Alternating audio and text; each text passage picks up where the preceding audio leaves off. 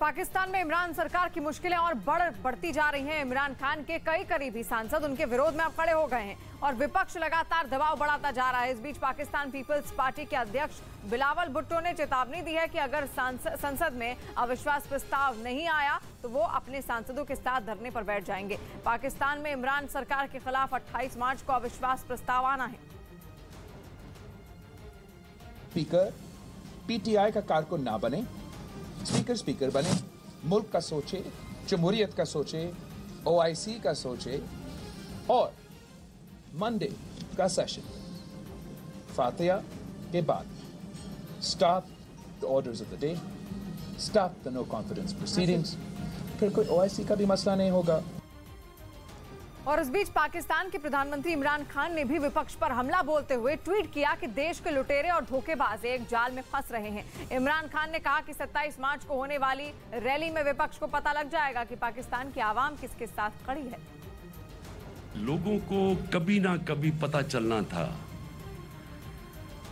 कि ये जो एक पॉलिटिक्स पाकिस्तान में आ गई है पैसे की, और इतने खुल के पैसे की पॉलिटिक्स सामने आ गई है कि लोगों को मंडी लगी हुई है ज़मीर खरीदने के लिए। चोरी का पैसा, क्योंकि ये कोई हलाल का पैसा तो नहीं है, ये या तो सिंध गवर्नमेंट का पैसा है, इसका मतलब अवाम का पैसा है। सिंध गवर्नमेंट का तो पैसा का मतलब अवाम का पैसा है। और 25 मार्च को यूपी के मुख्यमंत्री पद की शपथ लेने से पहले योगी आदित्यनाथ ने संघ प्रमुख मोहन भागवत के साथ मुलाकात की। गोरखपुर में दोनों के बीच करीब 40 मिनट तक बातचीत हुई है, जिसमें कई विषयों पर चर्चा की गई। योगी आदित्यनाथ ने मोहन भागवत को अपने शपथ ग्रहण समारोह में शामिल होने का न्योता भी दिया। तस्वीरें भी आप देख रहे हैं। शपथ ग्रहण समारोह में शामिल होने का न्योता बाकायदा दिया गया है आरएसएस प्रमुख मोहन भागवत को। और कल मुलाकात हुई थी सीएम योगी आदित्यनाथ की मोहन भागवत के साथ, जहां पर 25 मार्च को शपथ ग्रहण समारोह होगा योगी आदित्यनाथ का। और ज़ेलेंस्की ने पुतिन को चेतावनी दी है कि उनके पास सिर्फ बातचीत का विकल्प है और अगर युद्ध ऐसे ही जारी रहा तो रूस की पीढ़ियों को भुगतना होगा। आपको जानकर ये हैरानी होगी कि ज़ेलेंस्की के पास सिर्फ 2 साल और 11 महीने का राजनीतिक अनुभव है। Ukrainian President Volodymyr Zelensky appealing to U.S. lawmakers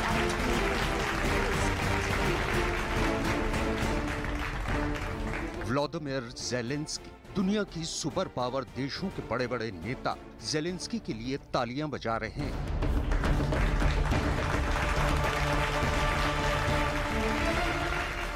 America की कांग्रेस के प्रतिनिधि खड़े होकर ज़ेलेंस्की के लिए अपना सम्मान दिखा रहे हैं।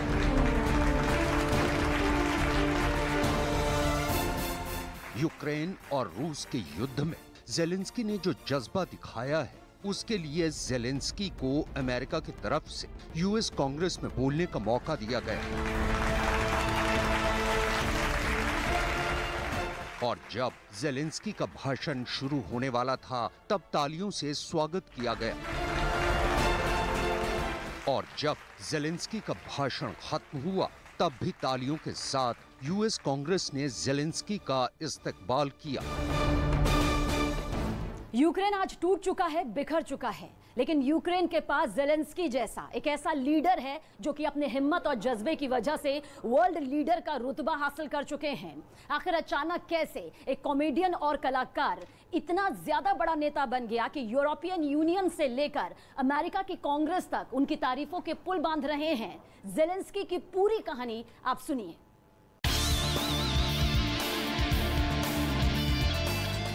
ये ज़ेलेंस्की की फिल्म का एक दृश्य है।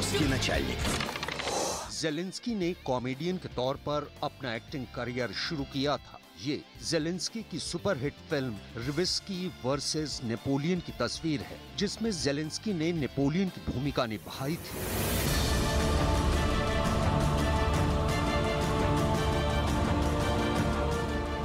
नेपोलियन का नाम इतिहास में एक बहुत महान सेनापति के तौर पर दर्ज है और ज़ेलेंस्की भी आज यूक्रेन के नेपोलियन की ही तरह एक हीरो की भूमिका में है।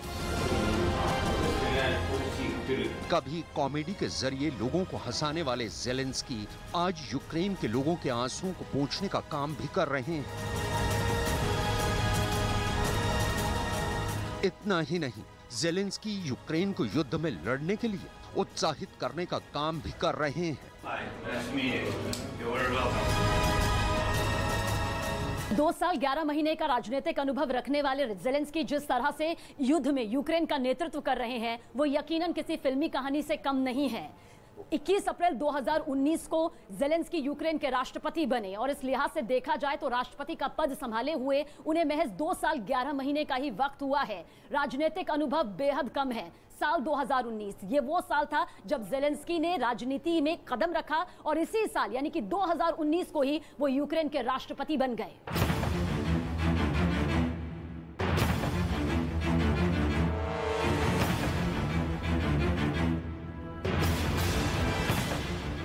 हैरानी की बात है कि इतिहास में दुनिया के बड़े बड़े नेताओं को, पेशेवर राजनीतिज्ञों को युद्ध की स्थिति में देश छोड़कर भागकर जाते हुए देखा गया है। लेकिन ज़ेलेंस्की जिनको सिर्फ 3 साल का राजनीतिक अनुभव है, वो न सिर्फ रूस के खिलाफ युद्ध में टिके हुए हैं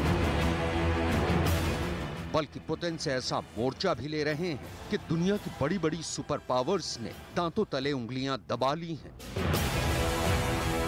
Прибираємо абсолютно всю бюрократію, всі папірці, а також ПДВ, мито. जरा सोचिए, जब रूस की तरफ से ये दावा किया जा रहा था कि ज़ेलेंस्की पोलैंड भाग गए हैं, तब भी ज़ेलेंस्की ने यूक्रेन के अंदर से वीडियो बनाकर रिलीज की और पूरी दुनिया को चौंका दिया। यूक्रेन के राष्ट्रपति ज़ेलेंस्की की जिंदगी की कहानी ठीक वैसी ही है जैसे film the Nayak real hero में अनिल कपूर की कहानी थी, जिसमें अनिल कपूर एक पत्रकार की भूमिका निभाते हैं लेकिन वक्त के साथ वो महाराष्ट्र के चीफ मिनिस्टर बन जाते हैं। ठीक वैसे ही टीवी की दुनिया में ज़ेलेंस्की एक कॉमेडियन का किरदार निभाते निभाते हकीकत में यूक्रेन के राष्ट्रपति बन जाते हैं। और राजस्थान के धौलपुर में महिला से बलात्कार के आरोपियों की अब तक गिरफ्तारी नहीं हो सकी है और आरोप है कि 15 मार्च को आरोपियों ने पीड़ित महिला के साथ मारपीट और रेप किया था। वारदात के वक्त महिला के बच्चे भी उसके साथ थे। आरोपियों ने पीड़ित महिला के परिवार वालों के साथ भी मारपीट की और पीड़ित महिला ने कई आरोपियों के खिलाफ नामजद रिपोर्ट दर्ज करवाई है, लेकिन वारदात के 6 दिन बाद भी किसी आरोपी की गिरफ्तारी नहीं हुई है। बीजेपी ने राजस्थान के मुख्यमंत्री पर राज्य में अपराध पर लगाम नहीं लगा पाने और महिलाओं की सुरक्षा की अनदेखी का आरोप लगाया। अशोक गहलोत के शासनकाल में राजस्थान की न केवल कानून व्यवस्था ध्वस्त हुई है, ऐसा लगता है कि उनको किसी अबला की अस्मत बचाने की फिक्र कम है। उनको फिक्र है अपनी कुर्सी बचाने की। सारी नैतिकताएं ताक पर रख दी। कानून व्यवस्था पूरे तरीके से विफल हो गई। होती क्यों नहीं? ऐसा लगता है कि इन्हीं के राज में राजनीतिक संरक्षण पर थानों की नीलामी होती है, पुलिस का मनोबल गिरा हुआ है, समाज का मनोबल गिरा। और बीजेपी सांसद राज्यवर्धन राठौड़ ने भी राजस्थान सरकार पर निशाना साधा है। राठौड़ ने धौलपुर की वारदात पर ट्वीट करते हुए लिखा कि धौलपुर राजस्थान में दरिंदगी की सारी हदें पार, लेकिन यहां राजस्थान कांग्रेस सरकार कोई कठोर कदम लेना तो दूर, इनके मंत्री सदन में रेप विक्टिम्स का मजाक उड़ाते हैं।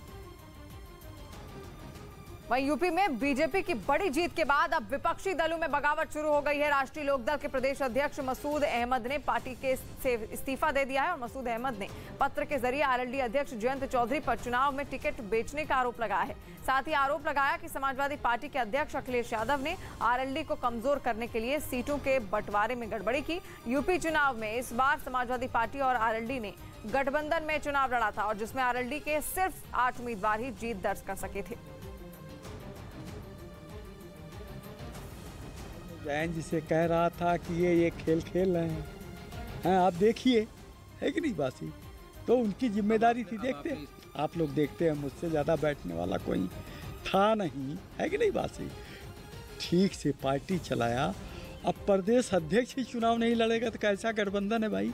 इसके बावजूद भी मैं कड़वा घूंट पी गया। मैंने जयंत जी से जवाब मांगा है कि कार्यकर्ताओं की ऐसी इच्छा है, वो 21 को आने वाले हैं लखनऊ, मीटिंग लेंगे, तो अगर जवाब दे देंगे तो देखा जाएगा।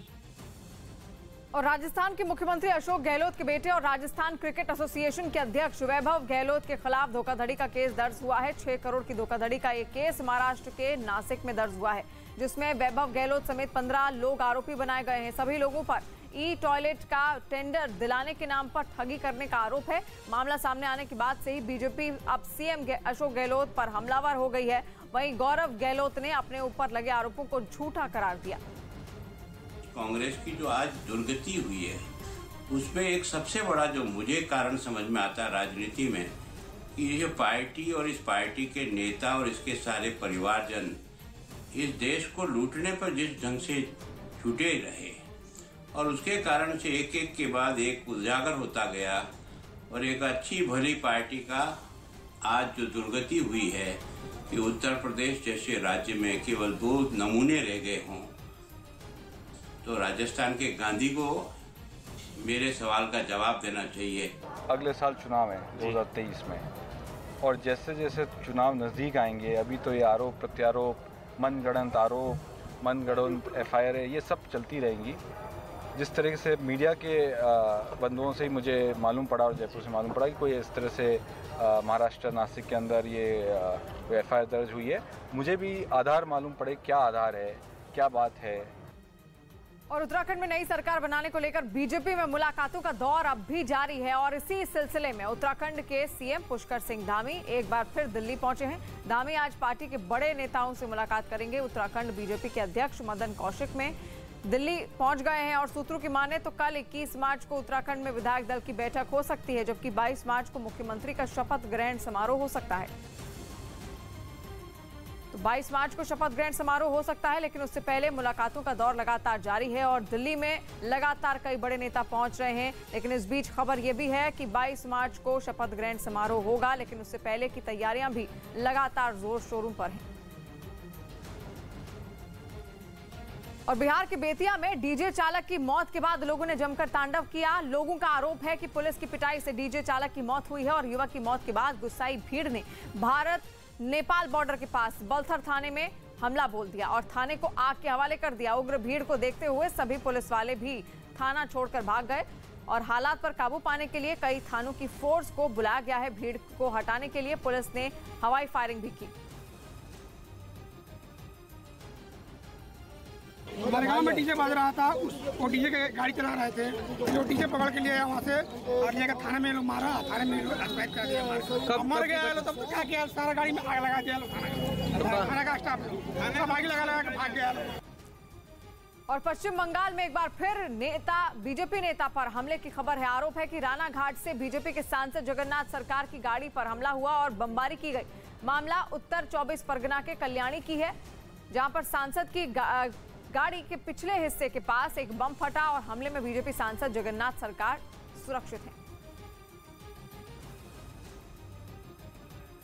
रूस की सेना ने मिसाइल हमला कर यूक्रेन की सेना के हथियारों का एक गोदाम उड़ा दिया, और इस हवाई हमले का रूस के रक्षा मंत्रालय की तरफ से एक वीडियो भी जारी किया गया, जिसमें एक जोरदार धमाके के साथ हथियारों का गोदाम मलबे के ढेर में तब्दील होता दिखाई दिया। इस हवाई हमले से पहले एक तस्वीर में गोदाम पर लड़ाकू विमान से निशाना साधा गया, और जैसे ही टारगेट लॉक हुआ उस पर मिसाइल दाग दी गई। आसमान से ली गई एक तस्वीर में वो गोदाम तबाह होता नजर आया। मिसाइल गिरते ही गोदाम के परखच्चे उड़ गए, धूल और धुएं का गुब्बार पूरे इलाके को ढकता नजर आया, और यही नहीं, वहां से आग की लपटें भी उठती दिखाई दी।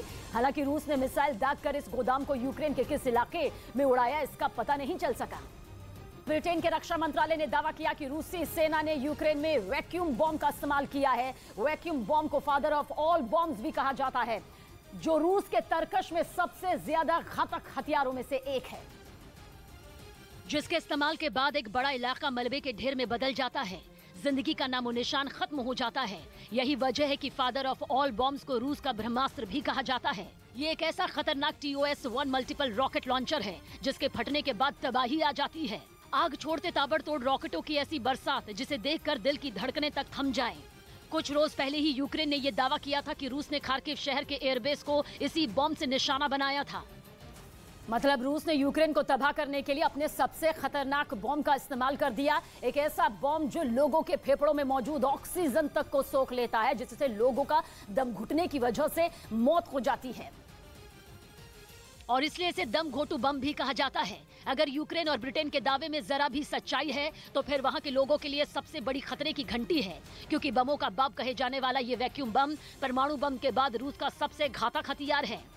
एक बार इस बॉम्ब का इस्तेमाल होने के बाद उसके आसपास का एक बड़ा इलाका राख हो जाता है। पेड़ पौधे, इमारत, इंसान सभी का वजूद मिट जाता है। इस बॉम्ब की मार से बचने के लिए बंकर भी काम नहीं आते, क्योंकि वहां छिपे लोगों का दम भी ये बॉम्ब घोंट देता है। मतलब ये कि महफूज जगह पर छिपे दुश्मन भी इस बॉम्ब से बच नहीं पाएंगे।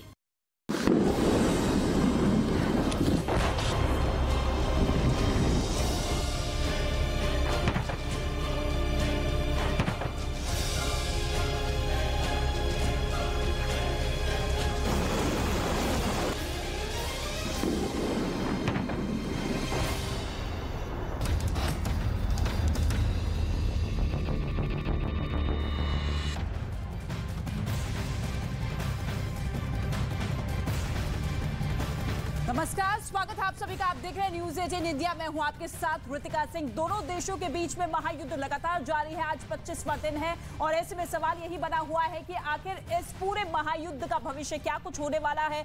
25 दिन बीत जाने के बाद क्या इस युद्ध पर अंत लगेगा, क्या इस युद्ध पर कोई विराम लगेगा? हर किसी के जहन में यही सवाल है। लेकिन आपको बता दें कि रूस और यूक्रेन के बीच पिछले 25 दिनों से जंग बदस्तूर जारी है, लेकिन इसके बाद भी रूस यूक्रेन को घुटनों पर ला नहीं सका, जबकि उसके पास दुनिया की दूसरी सबसे ताकतवर सेना है। हर तरह से रूस यूक्रेन से आगे है, लेकिन अभी भी रूस का कब्जा यूक्रेन की राजधानी कीव पर नहीं हो सका है। इस जंग में दोनों तरफ के हजारों सैनिकों की जान जा चुकी है। यूक्रेन के सैकड़ों लोग और बच्चे बेमौत मारे जा चुके हैं। कई 100 करोड़ रुपए की संपत्ति का नुकसान हो चुका है, लेकिन इसके बाद भी रूस रुकने के लिए तैयार नहीं है। संयुक्त राष्ट्र के साथ तमाम देश रूस से जंग रोकने की अपील कर रहे हैं। जंग खत्म करने के लिए लगातार रूस पर पाबंदियां लग रही है, लेकिन पुतिन पर तो यूक्रेन को जैसे बर्बाद कर देने की सनक सवार है। और इस बीच एक बड़ी खबर आपको बता दें, यूक्रेन की सेना का बड़ा हमला। जापोरिजिया में रूसी टैंक तबाह किया गया है। यूक्रेनी सेना की तरफ से कई रूसी टैंक को निशाना बनाया गया है। इस वक्त की ये बड़ी खबर, तस्वीर आप देखिए, हथियार गोदाम पर किस तरीके से हमला किया गया। यूक्रेन की सेना की तरफ से ये बड़ा हमला किया गया है रूसी सैनिकों पर। जापोरिजिया में रूसी टैंक तबाह कर दिया गया है। कई रूसी टैंक को निशाना बनाते हुए ये हमले किए गए हैं यूक्रेनी सेना की तरफ से, जिसमें कई टैंक रूस के वो तबाह हो चुके हैं। ये वही तस्वीर है जहां पर यूक्रेन की सेना ने ये ताबड़तोड़ हमले किए हैं, जिसमें कई रूसी टैंक को निशाना बनाते हुए इन्हें नष्ट किया जा चुका है।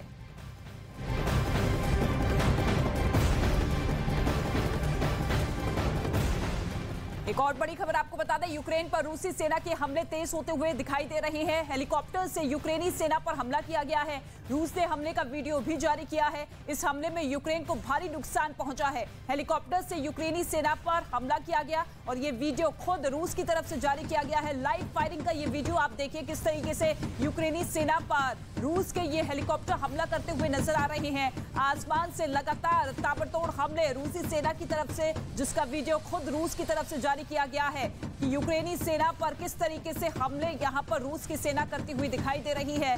ये बड़ी तस्वीर आपकी टेलीविजन स्क्रीन पर। दोनों देशों के बीच में जो महायुद्ध 24 फरवरी को शुरू हुआ था, उसके 25 दिन पूरे हो चुके हैं और ऐसे में ये जंग बदस्तूर जारी है।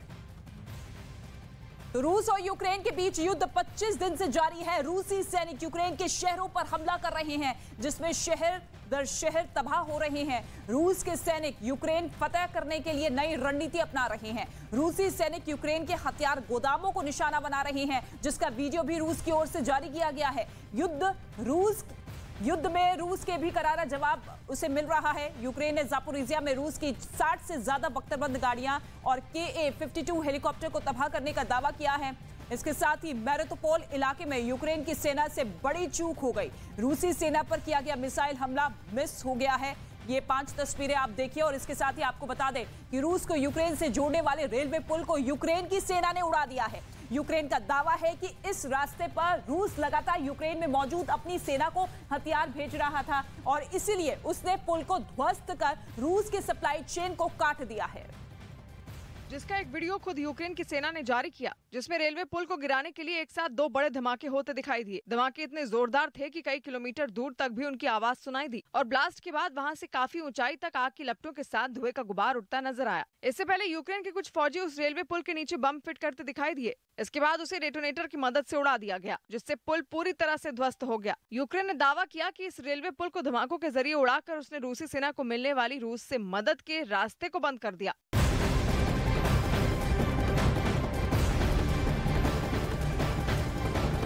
बड़ी खबर आपको बता दें, यूक्रेन के हथियार डिपो पर हमला किया गया। रूस के KA-52 हेलीकॉप्टर से हमला किया गया है यूक्रेन के हथियार डिपो पर। ये बड़ी खबर, यूक्रेन के हथियार डिपो पर रूस की तरफ से ये बड़ा हमला किया गया है। तस्वीर आप देखिए किस तरीके से आसमान से लेकर जमीन से लगातार फायरिंग यहां पर रूस की तरफ से लगातार जारी है, जिसका काउंटर अटैक भी यूक्रेनी सेना करती हुई नजर आ रही है। लेकिन ये हमला किया गया है यूक्रेन के हथियार डिपो पर। KA-52 हेलीकॉप्टर से रूस की तरफ से यह हमला किया गया और इसके साथ ही अलग अलग देश जो है ये वीडियो जारी करते हुए बता रहे हैं कि किस तरीके का तबाही का मंजर यूक्रेन में इस वक्त फैला हुआ है। शहर दर शहर तबाह हो चुके हैं और राजधानी कीव पर जहां पर पूरी तरीके से घेराबंदी की जा चुकी है पिछले 2 हफ्ते से, लेकिन इसके बावजूद वहां पर अभी तक रूस की तरफ से कब्जा नहीं हुआ है। और उधर यूक्रेन ने दावा किया है कि अलग अलग शहरों में जारी सीधी लड़ाई में उसकी सेना ने रूस की फौज को काफी नुकसान पहुंचाया। अपने दावों को सही ठहराने के लिए उसने कुछ वीडियो भी जारी किए। वीडियो में रूस के एक सैन्य ठिकाने पर रात के वक्त भारी बमबारी होती दिखाई दी, जिसके बाद वहां से आग के शोले और धुएं का गुबार उठता साफ नजर आया। इतना ही नहीं, वहां का एक बड़ा हिस्सा पूरी तरह आग की लपटों में घिरा दिखाई दिया। यूक्रेन का दावा है कि इस जवाबी हमले में रूसी सेना के हथियारों का गोदाम जलकर राख हो गया। वहीं एक दूसरे वीडियो में एक रूसी टैंक जलता हुआ दिखाई दिया, जबकि लड़ाई में तैनात हो चुके कुछ रूसी टैंक वहां वीरान पड़े नजर आए। दावा किया गया कि वहां हुई सीधी जंग में रूस के सैनिकों को यूक्रेन के फौजियों ने मात दे दी, जिसके बाद वो लोग टैंक छोड़कर भाग गए।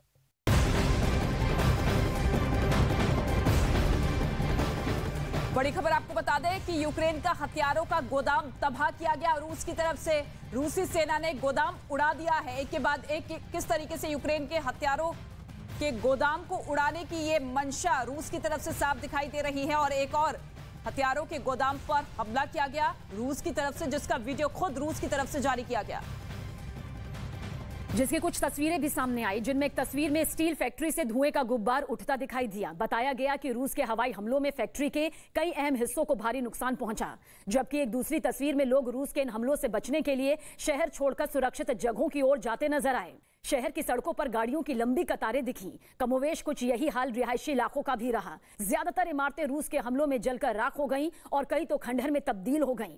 मारियोपोल पर रूस की एयर स्ट्राइक में 15 से ज्यादा लोगों के जख्मी होने की खबर है और उनके निशाने पर थे यूक्रेन के टैंक और बख्तरबंद गाड़ियां। सड़क पर चलते यूक्रेन के काफिले पर रूस के जंगी जहाज घात लगाए नजर आए। जैसे ही वो निशाने पर आए, आसमान से गोलियों की बारिश शुरू हो गई। आसमान से बरसते बारूद से बचने के लिए यूक्रेन के जवानों ने जंगल की तरफ टैंकों को मोड़ दिया, लेकिन उनकी ये तरकीब खास काम नहीं आई। रूसी विमानों ने उन पर गोलियों के बाद मिसाइल दागनी शुरू की और फिर वहां जोरदार धमाका हुआ। रूस के रक्षा विभाग ने दावा किया कि इस हमले से यूक्रेन का टैंक तबाह हो गया, जिसकी तस्दीक वहां से उठे धुएं के गुब्बार ने भी की।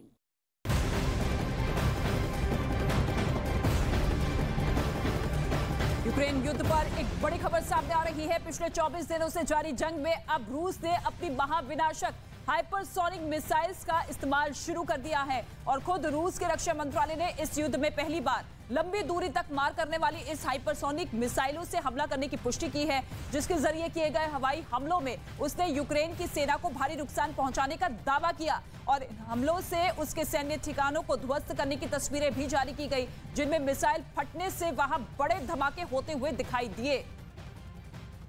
तो हाइपरसोनिक मिसाइल का इस्तेमाल रूस की तरफ से किया गया है, जो कि दावा रक्षा मंत्रालय की तरफ से किया गया है।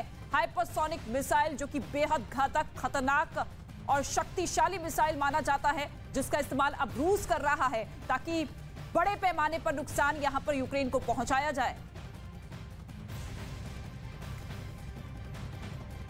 तो 25 दिन हो चुके हैं इस महायुद्ध के शुरू हुए और ऐसे में अभी तक जिस तरीके से भीषण जंग होती हुई नजर आ रही है, उसके बाद हर किसी की चिंता ये बन चुकी है कि आखिर कब तक बेकसूर लोगों की जान जाती रहेगी, क्योंकि नुकसान बड़े पैमाने पर यूक्रेन की सरजमी पर हो रहा है। लेकिन पुतिन की सेना मानने को तैयार नहीं है, ना ही पुतिन इस युद्ध को खत्म करने को तैयार है और ना ही ज़ेलेंस्की झुकने को तैयार है। और साथ ही आपको बता दें कि इनका इस्तेमाल रूस की सेना ने पहली बार किसी युद्ध में किया है, जो करीब 12,000 किलोमीटर प्रति घंटे की रफ्तार से उड़ान भर सकती है। ये रफ्तार इतनी ज्यादा होती है कि किसी को भी संभलने का मौका नहीं मिलता और एयर डिफेंस सिस्टम के रडार पर ये गच्चा खा जाते हैं। इतना ही नहीं, तेज रफ्तार से उड़ते हुए ये हवा में अपनी दिशा भी बदल सकती है। इसी वजह से हाइपरसोनिक मिसाइल जो है वो मिसाइल डिफेंस सिस्टम तक को चकमा दे देती है और वो इसे भेद भी नहीं पाते। इसके साथ ही इस मिसाइल के जरिए करीब 2000 किलोमीटर की दूरी से दुश्मन के ठिकाने पर परमाणु हथियार भी गिराए जा सकते हैं। मिसाइल ना भेदी जाएगी और ऊपर से परमाणु हथियार भी लेकर चलेगी। मतलब ये कि यूक्रेन के खिलाफ जंग में रूस के लिए एक तरह का ब्रह्मास्त्र साबित हो सकती है हाइपरसोनिक मिसाइल, जिसका इस्तेमाल अब रूस की तरफ से किया गया है ताकि बड़े पैमाने पर यूक्रेन की सरजमी पर नुकसान पहुंचाया जाए, जिसके इस्तेमाल के बाद एक बड़ा इलाका मलबे के ढेर में बदल जाता है। जिंदगी का नामो निशान खत्म हो जाता है। यही वजह है कि फादर ऑफ ऑल बॉम्ब्स को रूस का ब्रह्मास्त्र भी कहा जाता है। ये एक ऐसा खतरनाक TOS-1 मल्टीपल रॉकेट लॉन्चर है जिसके फटने के बाद तबाही आ जाती है। आग छोड़ते ताबड़तोड़ रॉकेटों की ऐसी बरसात जिसे देखकर दिल की धड़कनें तक थम जाएं। कुछ रोज पहले ही यूक्रेन ने यह दावा किया था कि रूस ने खार्किव शहर के एयरबेस को इसी बॉम्ब से निशाना बनाया था और इसलिए इसे दम घोटू बम भी कहा जाता है। अगर यूक्रेन और ब्रिटेन के दावे में जरा भी सच्चाई है तो फिर वहां के लोगों के लिए सबसे बड़ी खतरे की घंटी है, क्योंकि बमों का बाप कहे जाने वाला ये वैक्यूम बम परमाणु बम के बाद रूस का सबसे घातक हथियार है। एक बार इस बॉम्ब का इस्तेमाल होने के बाद उसके आसपास का एक बड़ा इलाका राख हो जाता है। पेड़ पौधे, इमारत, इंसान सभी का वजूद मिट जाता है। इस बॉम्ब की मार से बचने के लिए बंकर भी काम नहीं आते, क्योंकि वहां छिपे लोगों का दम भी ये बॉम्ब घोंट देता है। मतलब ये कि महफूज जगह पर छिपे दुश्मन भी इस बॉम्ब से बच नहीं पाएंगे।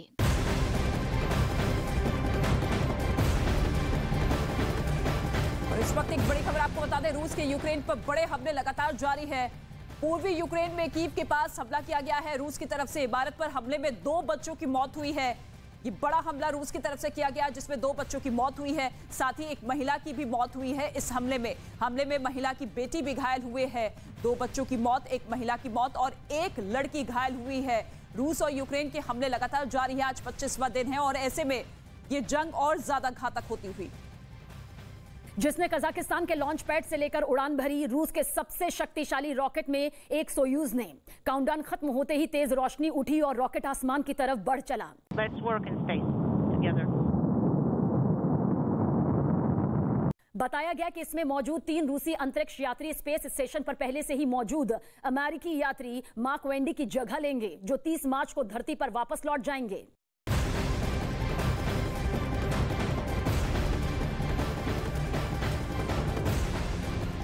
बड़ी खबर आपको बता दें, युद्ध के बीच यूक्रेन ने बड़ा दावा किया है। दावा यह किया गया है कि रूस की 60 सैन्य गाड़ियां हमने तबाह कर दी है। इस वक्त ये बड़ी खबर, यूक्रेन ने एक वीडियो जारी कर दावा किया है कि उसकी सेना ने जापोरिजिया में रूस की 60 से ज्यादा बख्तरबंद गाड़ियों और KA-52 हेलीकॉप्टर को तबाह कर दिया है। पिछले कुछ दिनों से जापोरिजिया पर कब्जा करने के लिए रूसी सेना ने पूरी ताकत झोंक दी है और आसमान से इतनी भयानक बमबारी की गई कि पूरा शहर तबाह हो गया। लेकिन इन हमलों के बाद भी यूक्रेन की सेना डटी रही है। दावा है कि उसने भी रूस के KA-52 हेलीकॉप्टर को हवा में मार गिराया और जब वो नीचे गिरा तो उसके परखच्चे उड़ गए। जिसकी दिल दहला देने वाली तस्वीरें वहां के क्रेमेटोरेस्क शहर से भी सामने आई। वहां के लोगों ने अगला सवेरा तो देखा, लेकिन वो उनके लिए बर्बादी लेकर आया। जहां तक नजर गई सिर्फ मलबा और टूटी फूटी खंडहर में तब्दील हो चुकी इमारतें नजर आईं और मिसाइल हमलों की चपेट में आई कई इमारतों से दिन में भी धुआं उठता नजर आया। इन हमलों से दहशत में आए लोग अपने अपने घर छोड़कर सुरक्षित ठिकानों की तरफ जाने को मजबूर हो गए, क्योंकि शहर को देखकर ऐसा लगा कि वहां शायद ही कोई ऐसी इमारत नहीं बची जिसे रूसी सेना की बमबारी में नुकसान ना हुआ हो।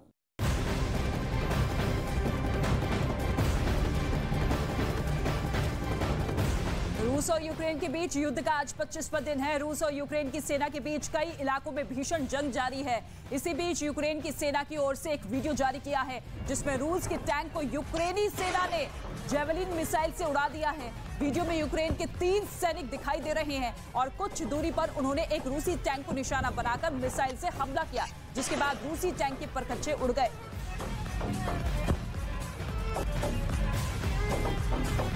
जबकि कई रिहायशी इमारतें तबाह हो गईं। कीव के एक इलाके से सामने आई तस्वीर में कुछ लोग अपनी बची कुची गृहस्थी समेट कर सुरक्षित ठिकानों की तरफ जाते दिखे।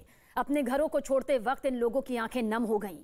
हर गुजरते दिन के साथ कीव पर रूस के हमले बढ़ते जा रहे हैं, जिनमें कई लोग अपनी जान गंवा चुके हैं, जबकि कई गंभीर रूप से जख्मी हो गए, जिन्हें इलाज के लिए अस्पताल में भर्ती करा दिया गया। अपने शहर की इस बर्बादी पर कीव के मेयर का गुस्सा भड़क उठा और उन्होंने रूस की सेना को आड़े हाथ लिया। How many mistakes they do it? How many civilians have to killed and after that to explain about mistake from Russian forces. रूस के हमलों को देखते हुए कीव के लोगों को बंकरों में शरण लेने की सलाह दी गई, जहां उनके खाने पीने का इंतजाम भी प्रशासन की तरफ से किया गया।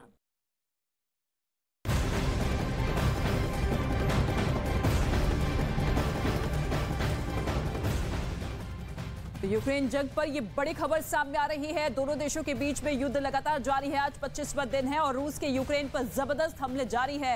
रूसी हमले में 6 पत्रकारों की मौत हुई है। कीव और इरपिन शहर में पत्रकारों की मौत हुई है। 6 पत्रकारों की मौत की जानकारी मिल रही है। इसके साथ ही 8 पत्रकारों के घायल होने की भी खबर है। यूक्रेन पर रूस का ये बड़ा आरोप है। रूस पर 2 पत्रकारों के अपहरण का आरोप है कि 2 पत्रकारों को किडनैप किया गया यूक्रेन की तरफ से और जबरदस्त हमले लगातार जारी है, जिनमें 6 पत्रकारों की अब तक मौत हो चुकी है। 8 पत्रकार घायल हुए हैं। कीव और इरपिन शहर में ये हमले हुए हैं और इसके साथ ही रूस ये आरोप लगा रहा है कि यूक्रेन की तरफ से रूस के 2 पत्रकारों को किडनैप किया गया है। तो यूक्रेन जंग पर बड़ी खबर और इसके साथ ही आपको बता दें कि यूक्रेन ने जापोरिजिया में 38 घंटे के लिए कर्फ्यू लगा दिया है। ये कर्फ्यू 21 मार्च सुबह 6 बजे तक जारी रहेगा। बताया यह गया है कि रूसी सेना जापोरिजिया पर बड़ा हमला कर सकती है और इसी वजह से यूक्रेन ने वहां कर्फ्यू लगा दिया है ताकि आम लोगों को रूसी हमलों से बचाया जा सके। ये इसलिए भी अहम है क्योंकि जापोरिजिया में परमाणु प्लांट है और उस पर पहले भी रूस की सेना मिसाइल से हमले कर चुकी है।